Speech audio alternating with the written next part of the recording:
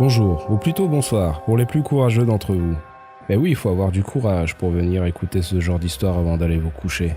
Je vous déconseille d'écouter ce genre d'histoire avant d'aller au lit. Mais bon, certains aiment ça, que voulez-vous, quand d'autres passeront une nuit blanche. J'espère que ce genre de format vous plaira. Il s'agit d'histoires paranormales qu'on appelle creepypasta. Ce sont des légendes urbaines, quoique certaines sont inspirées de faits réels. Mais ne me demandez pas ce qui est vrai ou faux là-dedans, je ne veux pas le savoir. Gardez les volets ouverts, la lumière allumée, c'est parti pour ma femme me mange vivant.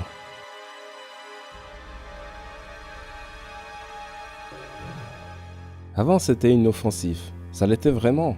Quand Karen et moi avons commencé à sortir ensemble, elle me mordait la lèvre, me grignotait l'oreille, ou faisait semblant d'être un vampire, et mettait ses dents sur mon cou. On a été bêtes.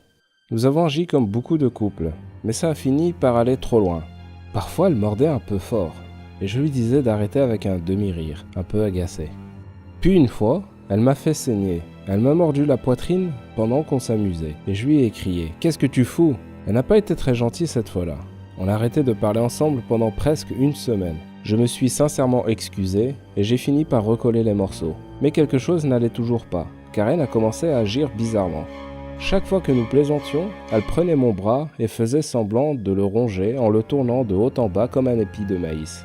Elle faisait des commentaires bizarres, chaque fois que je hachais des légumes. « Ne te coupe pas les doigts, il pourrait finir par se faire jeter avec les carottes !» Elle hurlait de rire. D'autres fois, elle me regardait avec désir, mais pas en me regardant en face. Je la surprenais en train de regarder mes pieds nus ou le haut de mon crâne.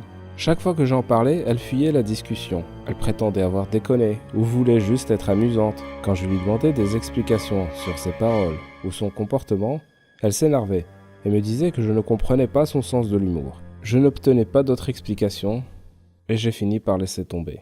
Elle était excentrique et trouvait de l'humour dans des choses que je ne comprenais pas du tout, mais que j'aimais, et elle m'a accepté. Je devais mentionner maintenant que j'ai été en fauteuil roulant toute ma vie d'adulte. Quand j'avais 16 ans, mon père et moi travaillions sur un projet de clôture, transportant du bois et des matériaux à l'étage depuis le sous-sol. Lors d'un déplacement, j'ai glissé sur l'escalier du haut et je suis tombé en arrière, me cassant le dos et me retrouvant paralysé des membres inférieurs. Inutile de dire que ma vie a changé à jamais, mais j'ai toujours tenu à Karen. On s'est rencontrés à l'université et j'ai tout de suite su qu'elle était différente, exceptionnelle. Elle me traitait comme un être humain. C'est ainsi qu'elle m'a séduit.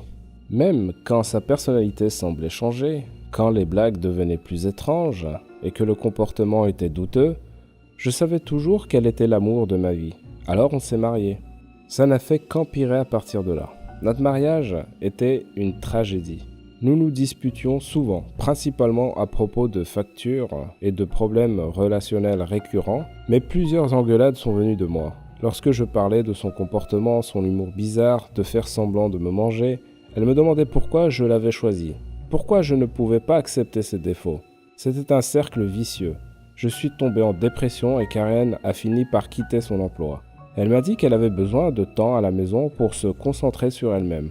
Ainsi, alors que je travaillais 12, parfois 14 heures par jour dans un centre d'appel, elle était à la maison, dans la cuisine, préparant des repas très copieux.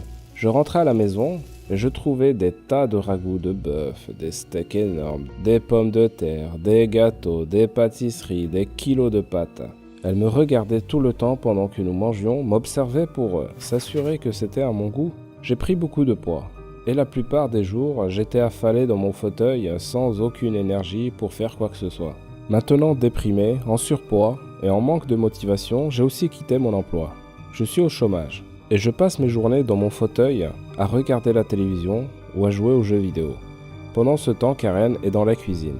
Même quand nous avions beaucoup moins d'argent, Karen semblait toujours avoir des folies quand elle faisait les courses. Nous avons mangé des quantités dégoûtantes de nourriture grasse et de sucreries. Je pesais plus de 160 kilos. C'était ça notre quotidien, et Karen a continué son délire. Elle me tapotait l'estomac, parlant de la quantité de graisse qu'elle pouvait utiliser pour beurrer ses casseroles. Elle faisait des commentaires désagréables sur mes bras et sur la façon dont la peau de mes biceps pouvait être coupée et jetée dans la friture. Cela a duré 2 ans. Il est tard, un samedi soir, je suis sur mon fauteuil, assis dans le salon. Je peux à peine bouger mes bras, bouger mes doigts pour écrire ceci.